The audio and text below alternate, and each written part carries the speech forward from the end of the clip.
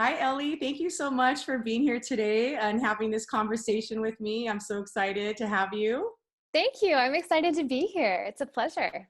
Yeah, so today we have Ellie Collins, and you are the host of the podcast Hope Reclaims, right? And you help women who are trying to heal from betrayal, from trauma and divorce, right? So we're That sort is of both correct. in the divorce community. Yeah. And I think we sort of connected through another mutual friend, Michelle, Yeah. who's also in the divorce community. And I'm so grateful that we're able to just kind of be here sharing stories in a place of being able to empower like other women through our messages and our story. Yeah. Isn't that So amazing? I I just think love, I just think it's just so cool that that the pain that we've experienced is now the launch point and this point of connection with other people that are going through it. And absolutely. it's just it's a beautiful way of connecting with you and connecting with people that are still hurting and showing them that it's not always going to be there. It's not always going to Yeah. be that bad. I love it. I love that, we are able to use, social media Yeah. as a way to connect with other, like, I think some women that have gone through divorces a while ago, like they just didn't have that platform. They didn't have Right. that opportunity. And so they've sort of felt alone. So I honor you for stepping into your power and giving a voice Oh, same to for you, my other women. friend. Yes, you're such a light in this world. So thank you for that. Oh, thank you. So tell us a little bit about your story. Like, what was your experience with divorce? Yeah. Yeah. Every divorce is painful. I think it's just the nature of it by definition. It's the tearing apart of two people. And so it's really it's hard. It's complicated and it's really painful. And so anybody watching this, I just want to just let you know that my story is the one that I experienced, but it's not what you have experienced. It's not the same as yours, but I do hope that you can find encouragement from it and also hope, because it's not always going to be as painful and as challenging and as devastating as it may feel right now. So that's really what I believe.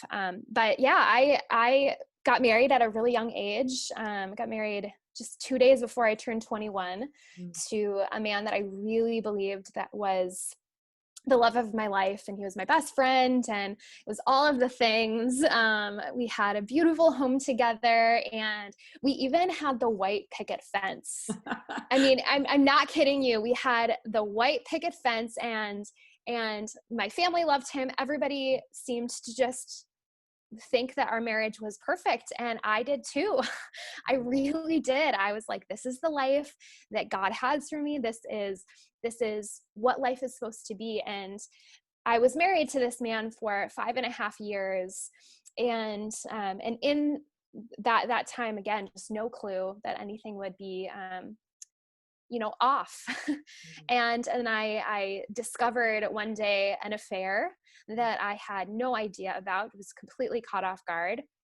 And my faith is very important to me, and what I know about God and what I know about what he does is that he brings healing and he brings restoration to our lives.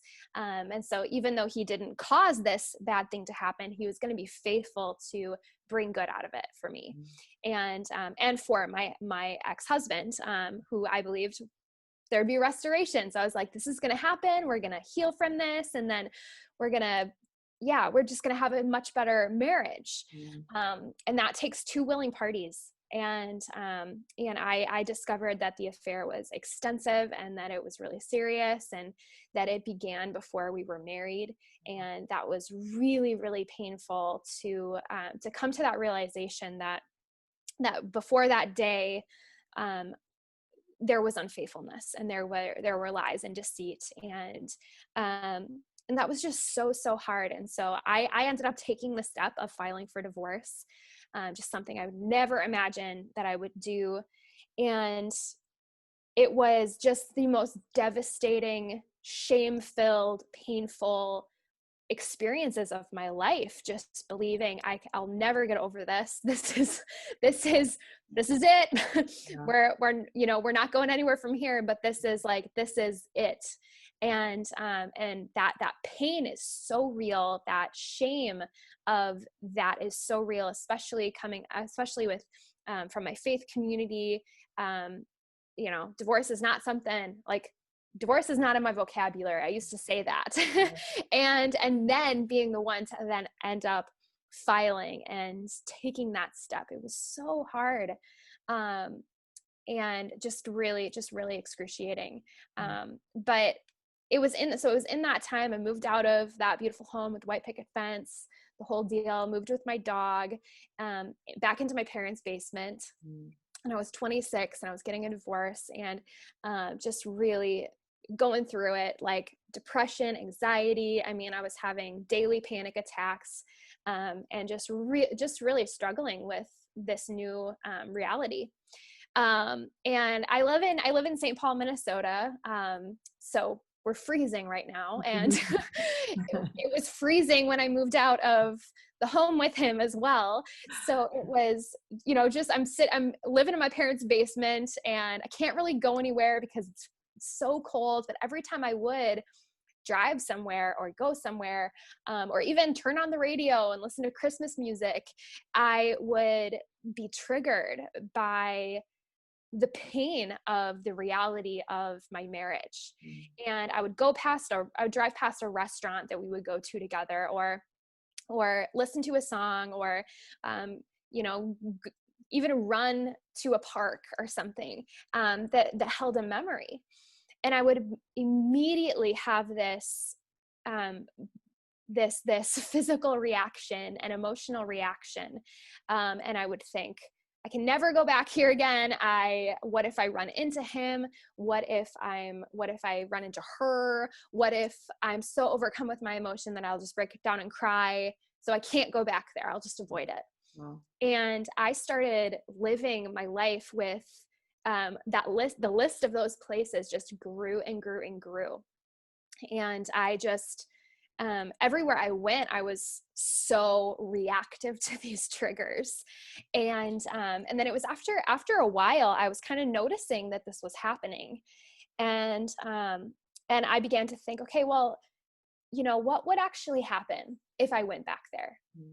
Okay, what would happen? Am I going to allow this situation? Am I going to allow him to take more things from me? Because my life isn't like what I thought it would be. My marriage is taken from me. My house is taken from me. My husband is taken from me. And I mean, the list of what I felt was taken from me was growing. And then I couldn't go back to that restaurant. And then I was allowing those lists of places to also be taken from me. So I made a conscious decision to go back to all of those places. So I made a list because I love a list. I made a spreadsheet because I'm that kind of person. Yeah. What's that? It's got to be organized. Yes, it has to be organized. And it was color coded and it had little tabs, Oh, it's terrible. I mean, I'm not like that organized, but I guess I am. I don't know. But it was helpful because I was able to get that fear, get the anxiety out of my head, out of just this abstract place, a physical place, but abstract in my head, onto a paper and say, okay, this is a place that I could actually go back to. So I made a decision, and I took friends and I took family with me, and I made it an event. Wow. And I did this with over 200 places and things. Wow. To actually take a step in healing and actually move forward with this idea that I don't have to be the victim of more things stolen from me, because it's true. My ex-husband lied to me. He did. He lied, and there was infidelity, and there were things that happened that were completely out of my control. But I have a choice now in how I want to choose to live. And in this way, and reclaiming these physical places, these emotional triggers, it wasn't about the place. It wasn't about the song that I was listening to. It's actually about the memory. It's actually about the love that was exchanged within that place. Because I really believe that love doesn't just disappear. It's real. And maybe it wasn't completely transparent on my husband's side. And to be totally honest, it wasn't completely transparent on mine. Wow. But I could still say, okay, I still loved him to the best of my ability. I loved him in the best way that I knew how when we were at that restaurant. These are the memories that I had there with him.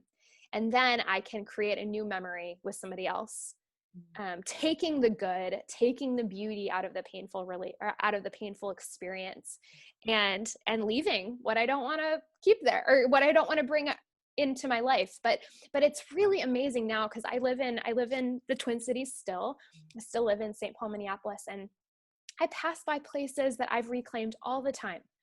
And I can say, okay, I might remember when I went there with my ex-husband. I might remember that date night that we had, but I'm also going to remember how I faced that place and I didn't allow that place to be stolen from me, and how I went back there with my friends and my family, and I took control, and I took power back. Wow. In my life. And that's not at all to toot my own horn, but right. I always teach this, and I want to share this with other people, because I believe in the power of stepping back into memories, to actually position ourselves to say, we're going to remember the beauty. Right. You know, because I mean, you were married for a long time. I was married for 5.5 years, and I knew him for 3 before we got married. And yeah, I mean, there's these beautiful experiences that we have, and it's good to remember them. It's good to remember them, and then leave the rest and say, now I can move on. Now I can bring this into a new life, because we're not supposed to just erase this person from our lives. That's so powerful. Like, I'm just sitting here digesting the fact that you went to over 200 places. Like, I didn't know it was that extensive. That's pretty unbelievable. Did you come to this realization on your own that you needed to do this, or were you sort of self-coaching yourself? Did somebody suggest this to you? Like, how did you realize that this is what you needed to do? Yeah, nobody had really talked to me about this. I was kind of becoming keen to the idea kind of early on in my divorce process, because I was paying attention to these triggers, and I was paying attention to the pain and the avoidance that I was feeling. Because let's face it, it's so hard, and your emotions are heightened. And so I was just noticing that, okay, if I drive past that, that's more pain. Like, so you know, you sort of were like imprisoned, right? You were imprisoned because you're living in the same town, and you're like, oh, I can't go there, or this might happen there. And it's sort of like this mental prison. And you and I just had a conversation before this on your podcast. Yeah. Sort of like still being energetically married, how we talked about, right? You're still attached. Those places still had ownership over you, and you sort of were able to free yourself, sort of like by not avoiding, by going into that place, by getting uncomfortable. Yeah. By getting support. You had other people with you. So walk me, what would that look like? Like, let's say somebody right now is listening to this and they're like, oh, I can't go to this restaurant, right? I can't listen to this song. This was our song. Yes. It triggered so many emotions. Like, you know, like, so that sort of experience for you was location. So, so walk me through what that looks like when you're out there. Yeah. What are you doing? What are you saying to yourself? Yeah, it looks different for each person, but I really do believe that the principles apply to anyone that's going through something like this, or experiencing this level of avoidance that they might be noticing in their life, or allowing the anxiety and the fear to to hold them back from living a full life. And so the first thing is always to identify the pain point. And that is a very, very important thing, to just have the awareness of the pain point. So the pain point could be the song. The pain point could be the restaurant. The pain point could be the piece of clothing that you're keeping in your closet, that you just want to throw away, or you don't know what to do with it. You know, it could be one of those things that that's bringing up this anxiety and the pain. Okay. Sorry, Then getting some headphones. Excuse me for a second. No problem. There's a loud noise in the back here. No worries. So yes, that first thing is just to identify the pain point, and then you're going to make a choice to face that pain point, to face the pain, to actually take a step to reclaim it for your life, and for yourself. And that's what I did. Once I identified the pain point, I added it to my list. And I also want to say, you don't have to reclaim 200 things.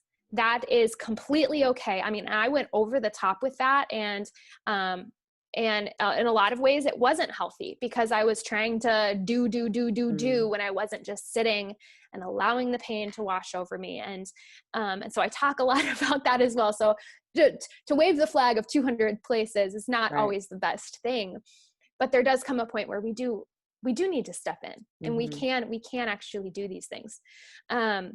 So first you're identifying the pain point, then you're making the choice. I'm going to go back to this place, or I'm going to listen to that song. And when you make that choice, I think it's really important to vocalize it, to talk to somebody about it, let someone know that this is what you're doing. Say, hey, I'm in this process of reclaiming my life after this painful experience, after this divorce, and I'm facing a hurdle of this place, or I'm facing a hurdle with this song. Will you listen to this song with me? And I'm going to remember the time that we were there, or that we listened to it. Why does this place cause me pain? I'm going to relay that. So I'm going to talk about it with that person that's with me. So, and then I'm going to recognize that healing is actually happening, whether we feel like it or not. So when we reclaim, we are remembering, we're relaying, and we're recognizing that healing is happening. And that recognition is really important, because so often we can just feel like we're so caught up in our own emotions. Oh my gosh, I'm not making any progress. I'm not doing anything. I still hurt just as much as I did. And all those feelings are so valid. But the truth is, you're moving forward. You are moving forward, and just taking a step of listening to that song, or going back to that restaurant. I mean, let's face it, we're not going to a lot of restaurants right now, but, but listening to that song, or eating the food, or deciding to look at a photo again, can begin to heal. You're healing in a new level, and you're actually making a new memory with that thing. And then you can decide after that, after you face it, you can decide if you want to throw that away. You never have to listen to that song again. You don't have to.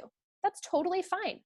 But you'll then say, I didn't live in fear, and I didn't make the decision out of anxiety or my own brokenness. That I faced it, and I owned up to the pain that was there, and I'm not allowing that thing to hold any more power over me. And then you're not letting that person that hurt you hold more power over you. Right. You're detaching. You're really energetically divorcing or detaching. Yeah. Because that is like powerful. You've said, that's not always just like this immediate moment once we sign the papers. Right. This is like a process of divorcing.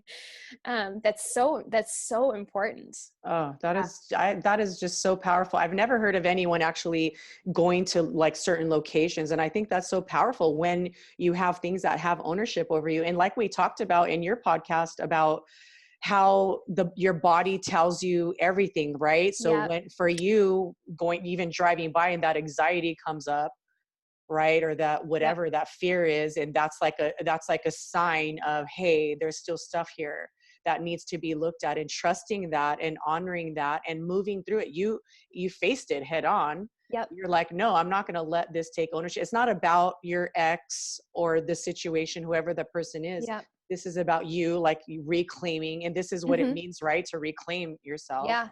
right? To take that power back, to take that ownership back, or whatever Yeah. language you connect with. It's really about Yeah.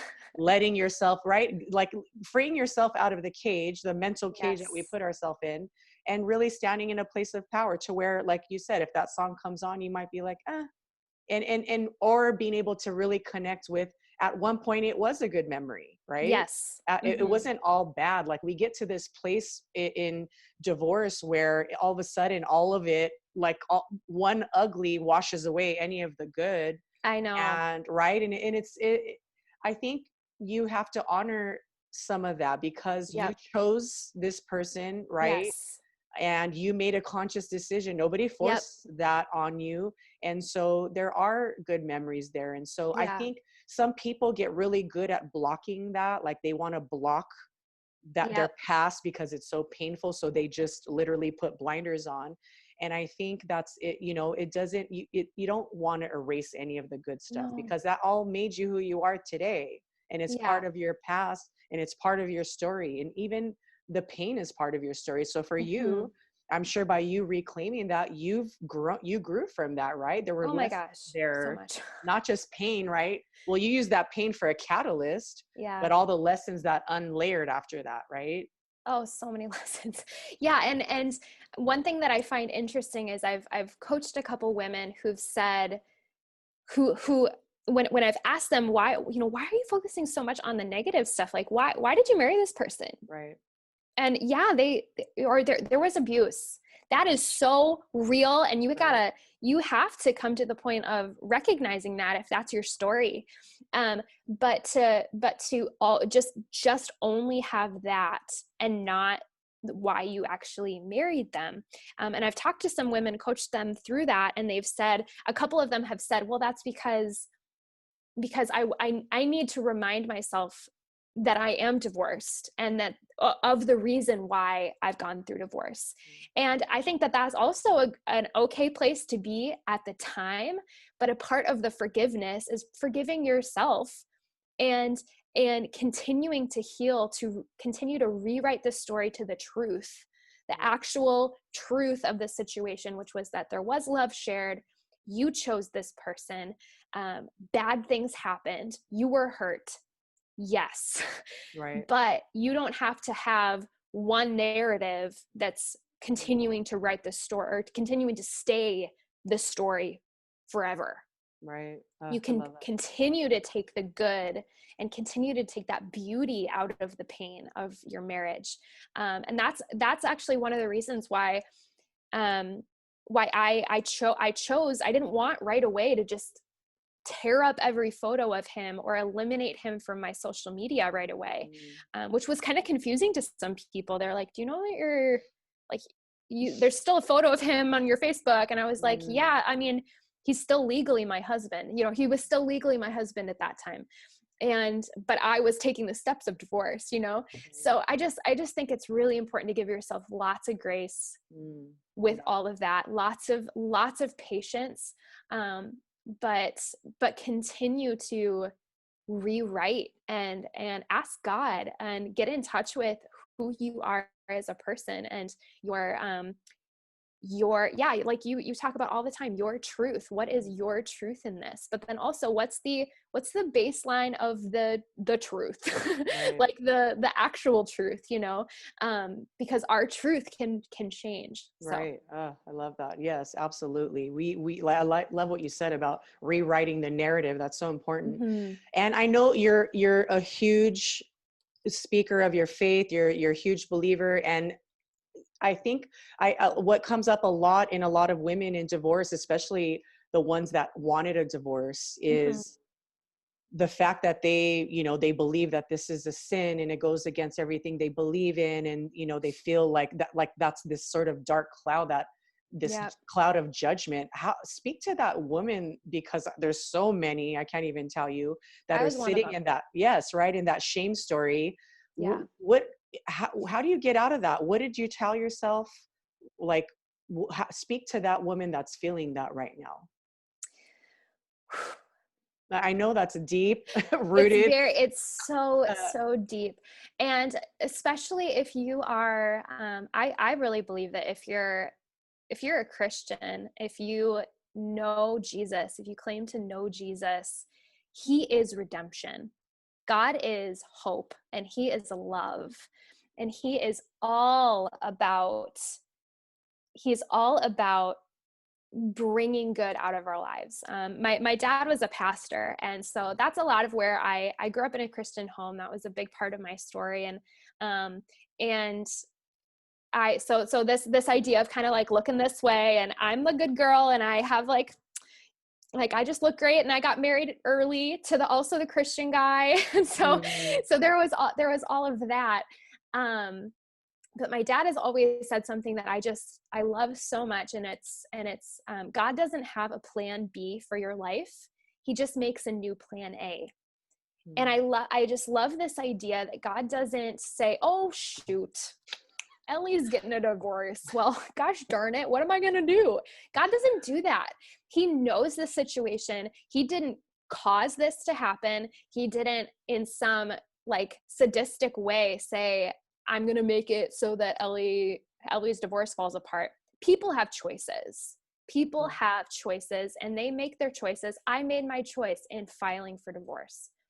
My ex-husband made his choices. And in that way, I can believe that God has taken the choices that I've made, the choices my ex-husband made, but he is not going to give me a lesser plan. He's not going to give me a second best life now that this thing happened. He's going to say, okay, this happened, but I'm going to make a new beautiful story for Ellie. I'm going to make a new beautiful story for Marisa, and for whoever else is listening to this. That is the truth of what God does. And sometimes he asks for our step. And that is what I was believing, that God was inviting me to step into that new thing. And I was doing that by reclaiming that I was stepping into this healing, that, okay, Lord, I don't know what this is all about. I don't know what healing is going to mean for me, but I'm going to choose to believe that on the other side of this pain, you do have something beautiful for me.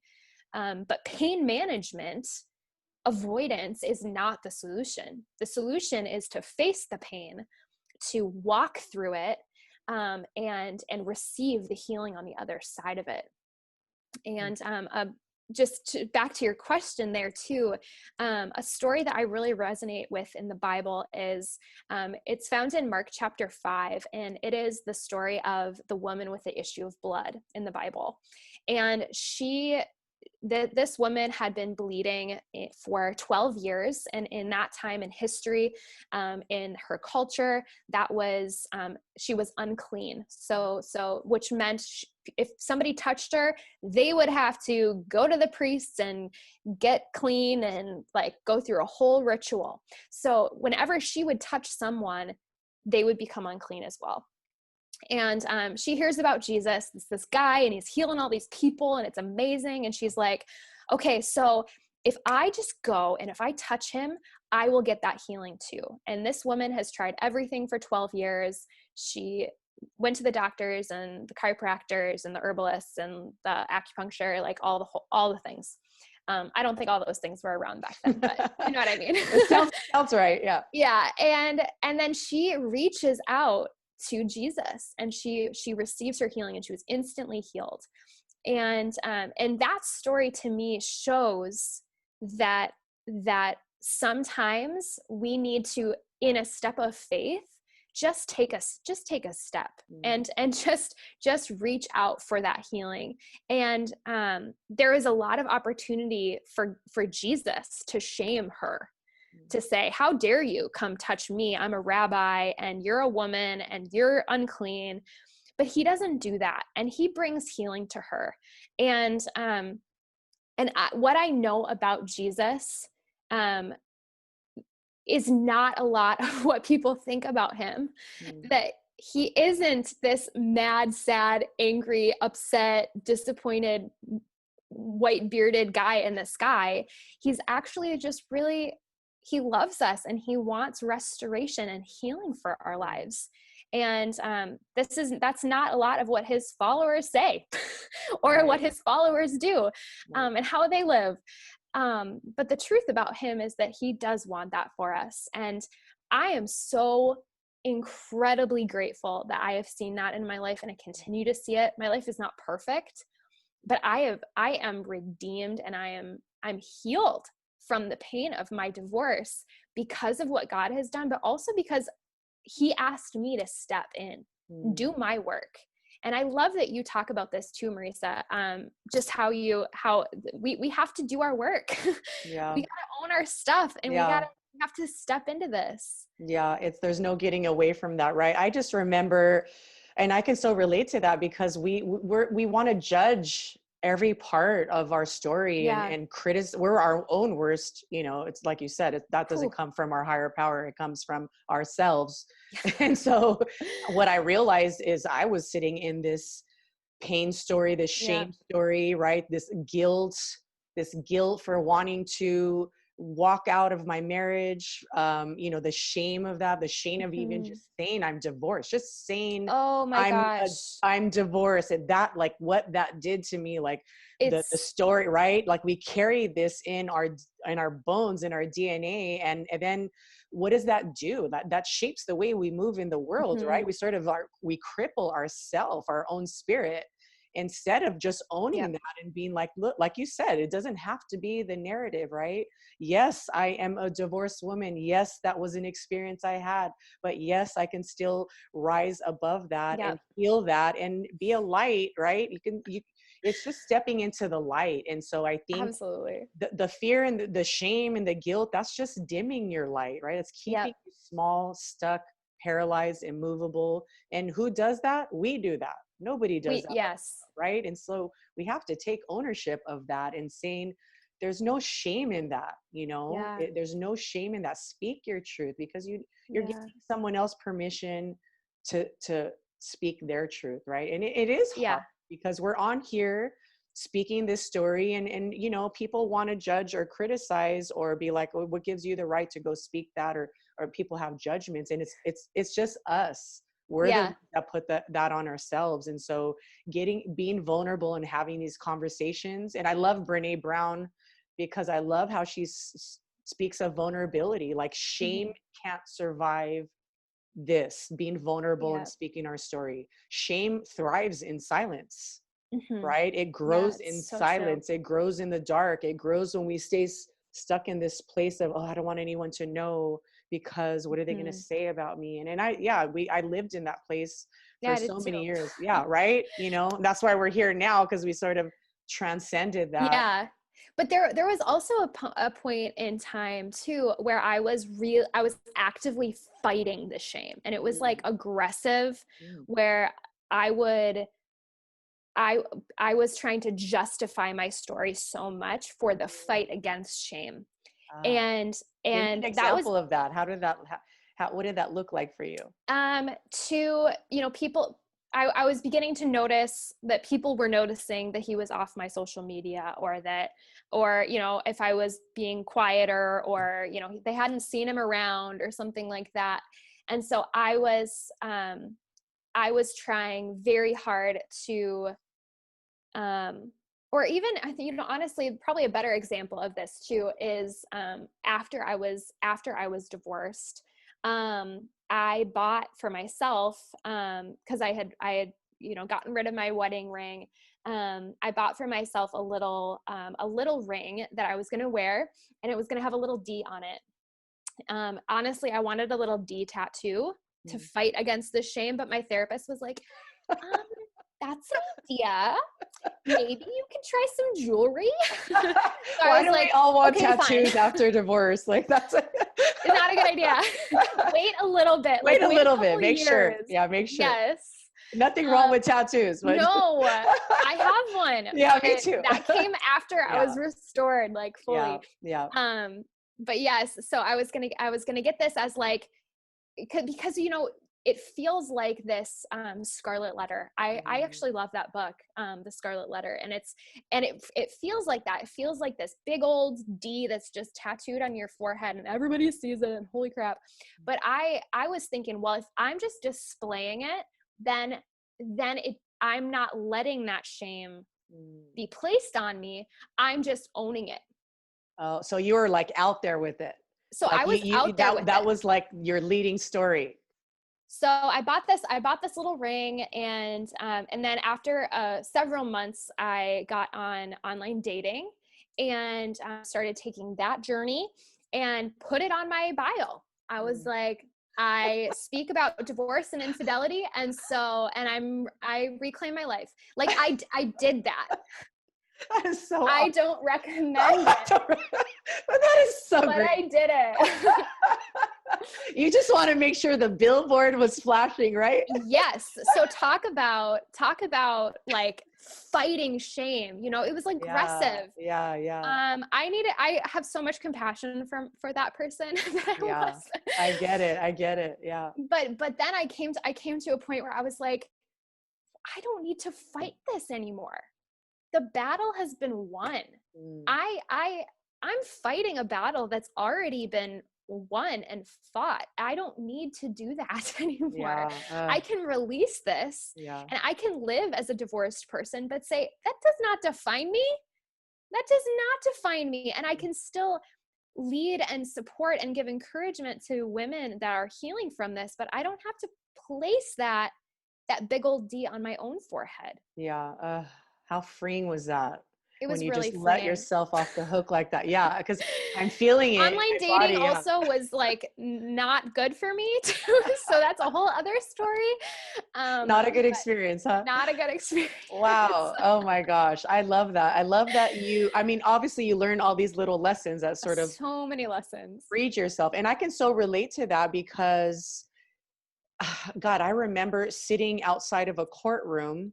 And this is when my son wanted to leave the home at 14. And I was just like, no, I'm going to fight this. Like all these things are happening and this isn't what he wants. And other people are sort of brainwashing him. And I just remember being outside of the courtroom and sitting there and just the energy surrounding the courtroom and literally the smell and the people and seeing other people's eyes and seeing the fact that here we are as people, as many of them parents, just being in a system that's fighting to defend yourself, to prove yourself worthy. All of us feeling lack or not good enough. And I just like literally sat outside the courtroom thinking, what the hell am I doing? Like, how did I get here? How is this my story? Yeah. Like no, this is not where healing is going to happen. Like the courts are not going to help me heal. Me fighting or defending myself as a woman or as a mother is not going to let me heal. And like, okay, I need to let this go. Like this is where I let go.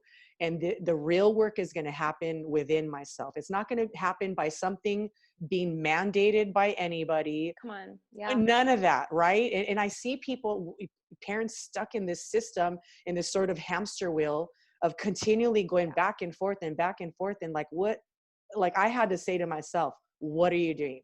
Marisa, stop. Your worthiness is not going to come from that. And it's not going to come from anything outside. So like, do the real work, right? Like like we want to lead with this. We want to fight and defend and prove our right. And it's like, what are we doing? Like the minute you let go of that, that's what freedom is, right? That's what freedom is. That is pure. Freedom is not just saying, like, for me, that was putting it on the dating website or whatever. Like, that's not what freedom is. Freedom is just saying, I'm accepting the things that I can't change. And I'm saying, I'm walking into my future. Yeah. Leading, like, that is true freedom, right?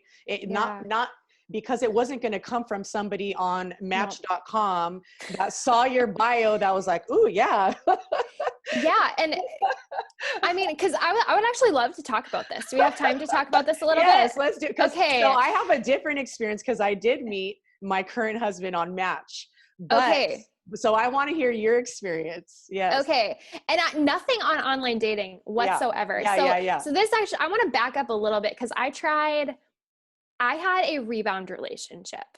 And this is an extremely common experience that so many women and men experience. And it doesn't matter how far away from your separation or your divorce or the breakup, it's if your heart is still hurting, if you're still in a cycle of trying to get something and get the validation, if you're trying to feel better about yourself, if you're self-medicating with the attention of someone else and the affection of someone else, that's a rebound. Yeah. And I didn't know that that's what it was. Right. I didn't. And I kept it secret. And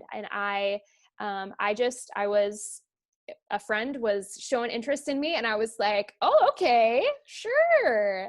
Yeah. And it was so painful when that ended because I was placing that value on that person to show me that I was okay, to show me that I was actually indeed, no, I can be attractive to people. People will still want me after this, after the divorce. Yeah, but okay, but my husband didn't want me, he was seeing somebody else during this time. So I was just trying to fill my own value, my own physical value, but my personhood in the attention of somebody else. Right. And when that ended, it was so painful. Because did it make you feel rejected again? Yes. Like, so it was still triggering 100%. That nobody's going to want me, that unworthiness. Like, exactly. Because you saw more evidence, right? Oh, see, he doesn't want me either. Exactly. So I was saying, oh, great. Now history is repeating itself and it will always repeat itself. And I'll never get out of this cycle. And that is such a lie. Mm-hmm. It is such a lie. Mm-hmm. And it's so important to recognize that as a lie, but not to even try. I mean, I really believe, and I want people to not have to experience the pain that I went through and learn the lessons the hard way. It's so possible to heal first and then place yourself in a position to have a healthy relationship. And I'm so grateful. I'm remarried to an amazing man who absolutely loves me and calls me beautiful every day. Oh. I never in a million years thought that was possible. And you person watching this, you're probably hearing this and being like, that's not going to, that's good for you. It's not going to happen for me. Yes. And that's not, you get yourself healed, get yourself restored. It's possible to actually have your heart not hurt anymore. Yeah. It's possible. That's so important. But you know, what people don't understand, like they were in these relationships where their partner may be feeding into that other unworthiness, right? They're saying, and I just posted about this today, they're saying messages like, who's going to want you? Yep. Nobody's going to date you with children. And so we digest this poison, right? These limiting beliefs, and we think it's our truth. And I hear even women say, men telling their partner, oh, nobody's going to want you with a handicapped child. So they believe, and that just breaks my heart. Oh my gosh. And I want to speak to that woman and saying that doesn't say anything about you. That's everything about that person and where that person is at, right? That person is showing you who they are and what is going on inside their internal landscape. That's not yours, right? That's not yours. Push that away and really, and like, you know, if you don't heal those wounds, if you don't heal the unworthiness, you're going to attract another experience, the same experience. So like for you, you had to do the work to heal that, you know, the lack inside yourself. And then you attracted the partner because you were whole. You were in a place of wholeness and not needing this man to fill the void, right? We want that. Right. We just want to go on to the next person. Here you go. Here's my baggage. You fix it. Or like, okay, are you going to tell me that I'm worthy? Are you going to tell me that I'm beautiful? Because you're sitting there and you're waiting for it. But that's just the icing on the cake. That's just the cherry on top. you have to know it yourself without hearing and without having that be fed to you. And you Yeah. get that by being single. Yeah. Ladies, Well, that it's very happens. needy, right? It's needy. Yeah. It's needy to go to a partner and be like, here you go. You have a job now, and your job is to continually every day fill me up, right? So I don't have to feel this pain. So like, what partner wants that job? I don't want that job. I don't want a partner who's living in lack where every day I have to reassure them that they're good enough, right? I don't want that job, right? And so who would want that? You have to ask yourself. So if your bio, right? So Ellie's bio would have been like, I'm in a place of unworthiness. I don't know my worth. I'm living in a place of lack. Who wants to date me? That's what Nope. Does anyone want this job? Because I'm expecting you to fill me up every day and validate me as a partner. Nobody's going to answer that Match.com bio, right? They're going to be like, oh, next. So that sounds like a whole lot of mess that I don't want to deal with.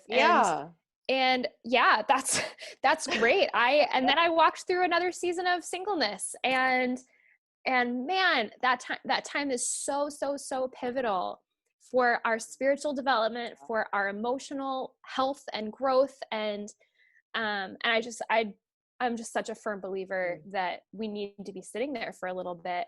And yeah, I love it. I really love important. it. You're amazing. Your light, obviously I was very drawn in and attracted to your light because you truly are just a gift in this world. I'm so grateful. I'm so grateful for you, for this conversation. Tell me, because I know you have programs, right? You have a private community as well. Or tell me how you work with people. Where can people find you? Yeah, so I have a community, and we have monthly gatherings on Zoom. So there's people from all over the country that come to these gatherings, and how do they get the Zoom link, or how do they register for that? Yeah, so they can do that on my website, which is hopereclaimedministries.com, or they can find it on Instagram or something. If this is going to be my Instagram, so I'm probably be tagged in this too. Okay. But yeah, you can find it on hopereclaimedministries.com, and there'll be a form that you can fill out, and then I'll send you information about the monthly gatherings. And that's really kind of a support group style community where there's an opportunity to share, and then also to hear other people and what they're experiencing and what they're going through. Because what I was really feeling when I was going through it is feeling so alone, feeling like I was the only one going through this. I was the only 20 something experiencing this. I'm also very grateful that there's women of all the decades that are in my community. Awesome. A few early 20 somethings that are divorced, 30s, 40s, 50s, and there's even a woman who's in her 60s. So, awesome. So it's a community really well-rounded, and I just love gathering there to bring hope and support. And this is just for women? And it's just for women right now. Okay. Yep. Okay. I love that. Yeah. Yeah. So I have that going on. I love hanging out on Instagram. It's like my favorite place to hang out. Yeah. And your Instagram handles at Hope Reclaimed is your Instagram. It's Hope_Reclaimed. Okay. And I'll put the links on here as well. But yeah, what you said right there is really important. And anyone watching or listening to this, definitely, that's the single most, like, the message that I hear the most is that women feel so alone and isolated, right? And there's no reason for that. Like, these are private communities. Yep. Right? It's a safe place to air your stuff. And I know there's a lot of women in fear that think, oh, my ex is going to see this or know where I'm. No, they're not. You're going to be in a safe place with other women that get you, that understand you. And you need this support, because you can't just rely on support from your family or friends that don't understand this journey, right? So you need to be with other women that understand this place and this mindset. So we're sort of speaking the same language here, and we get right. And although, like you said, not all of our stories are cookie cutter, but underneath the surface, we all want the same thing. So it's very relatable. So definitely, we'll put those links on there so everybody can check it out. Thank you. And yeah, again, just thank you so much. I'm so grateful, so grateful. And you guys listen to Ellie's podcast for sure. We'll put the link on that too Yes, and your podcast was great. So my podcast, we just recorded. So our show's going to be on there coming soon. So you guys stay tuned for that. Yes. Yeah. All right. I'm really excited for that. Thank you so much. Thank you for doing this. What you're doing is so important. Oh. Your voice is speaking loudly, and it's I'm really, really excited for the people that have found you and that resonate with your story and what you're doing. It's awesome. Thank you for that. Thank you. I appreciate that. Of course. All right, everyone. You guys have an awesome day, and we will be back soon.